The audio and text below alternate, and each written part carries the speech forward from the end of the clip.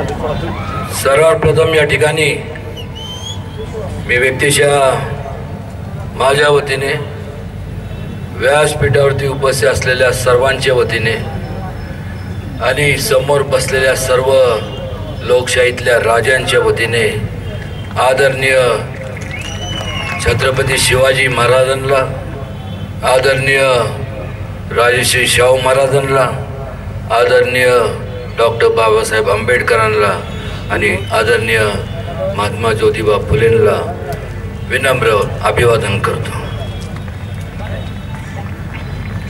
आणि आज या संपूर्ण विराट सभेकरता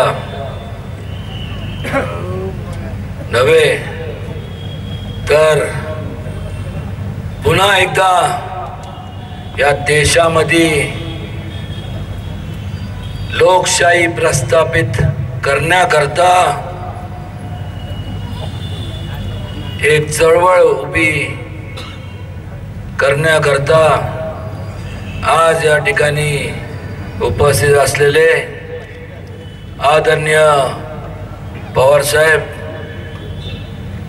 आमचे काका आदरणीय शिवाजीराजे, आदरणीय श्रीनिवास पाटील साहेब, आदरणीय विक्रमसिंह पाटणकर सरकार, आमचे बंधुराज जो मैं करता असे शिवेंद्र राजे आणि मगाशी ज्यांनी एवढ्या जोरात वक्तव्य केलं की आता निम्म्याच्यावर सगळे स्पीकर फाटले असे आमचे मित्र शशिकांत शिंदे,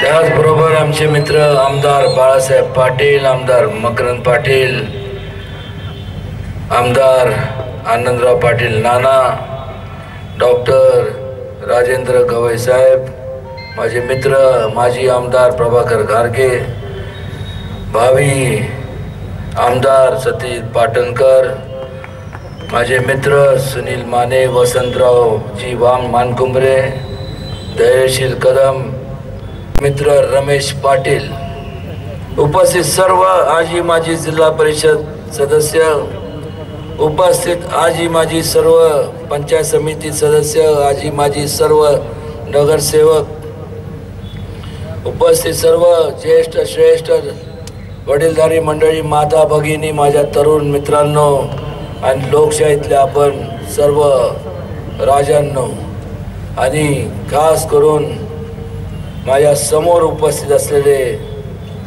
जे माझ्याकडं एक टक लावून पाहणारे असे सर्व पत्रकार बंधूंनो,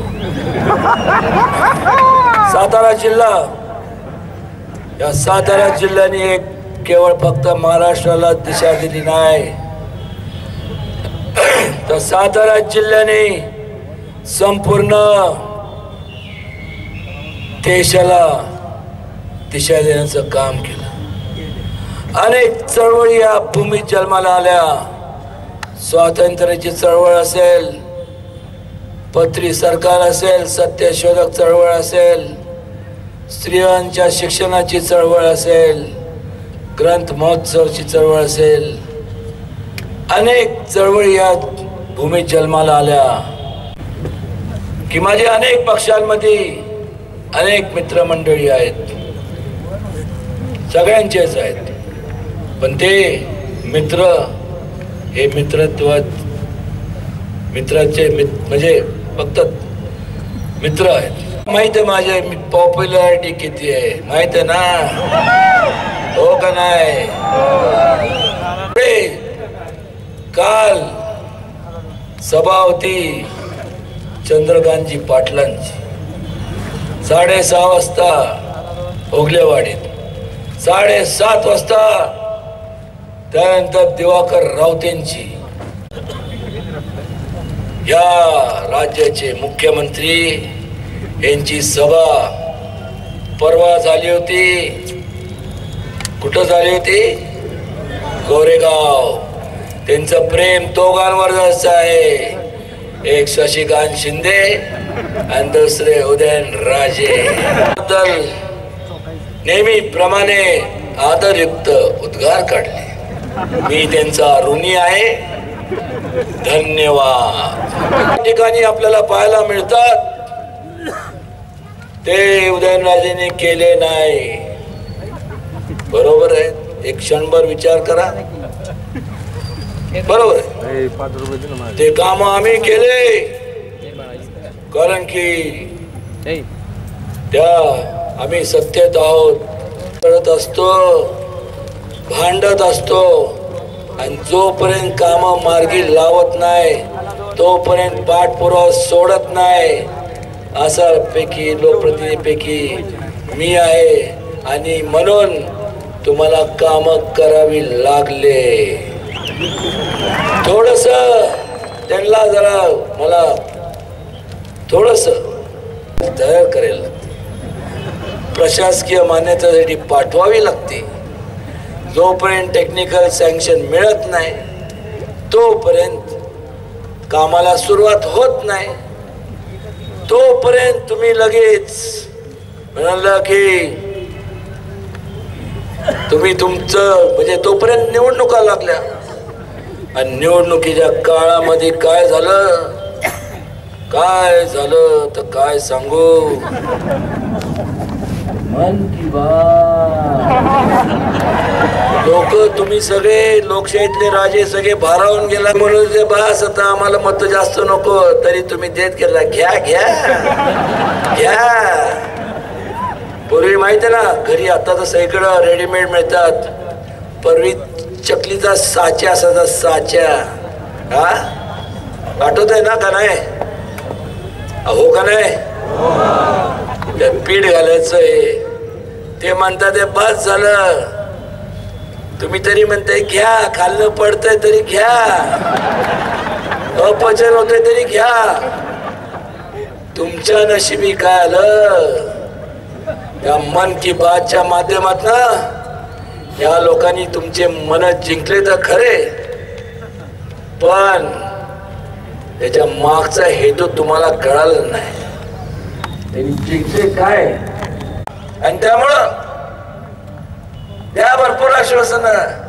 तुम्ही म्हणला घ्या घ्या ते म्हणले द्या द्या आश्वासन. मगाशी नानाने उल्लेख केला 15 लाख काहीतरी तुमच्या खात्यात येणार होते. आले आले तर जाऊन द्या. आले पण तर नाही. पण ज्या कष्टकरी शेतकऱ्यांनी संपूर्ण आयुष्यभर कमाई जी केली आयुष्याची पुंजी त्यांनी जे जपून ठेवली होती त्यांच्या भावी पिढी करता त्यांच्या उदरनिर्वाह करता ती सुद्धा तुम्ही अशी हिचकावून घेतली काय आणि स्वतःला म्हणता की आम्ही जर करू तर आम्हीच करू आणि मग आम्ही देश वाचू. हे काय वाचणार आहे. हे काय वाचणार आहे. सगळे बसले. उपमा काय दिली खिचडीची. टोकालू नका. आघाडीची नाही. अहो ही तर खिचडी आहे. हो खिचडी. 2 टाइम लोकांचं पोट भरणारी आम्ही खिचडी आहोत. खिचडी आहोत आम्ही. तुम्ही काय केलं या 5 वर्षात ज्या गांधीजींनी सत्तेत पंचायत राजचा जो विचार दिला सत्तेचा विकेंद्रीकरणाचा विचार दिला तो विचार तुम्ही गिळंकृत केला. ज्या वेळेस तुम्हाला संपूर्ण बहुमत मिळालं एवढं बहुमत त्यावेळेस तुम्ही नुसती अशी पाठ फिरवली आणि म्हणाला तो मी नव्हेच ते नाटक गाड्याचं तुमच्याकडनं सांगतो जरा येतो जरा थांबा अजून इंटरव्ह्यू व्हायला खूप वेळ आहे. Slide show. जर आपणास हा व्हिडिओ आवडला तर लाईक कमेंट आणि सबस्क्राईब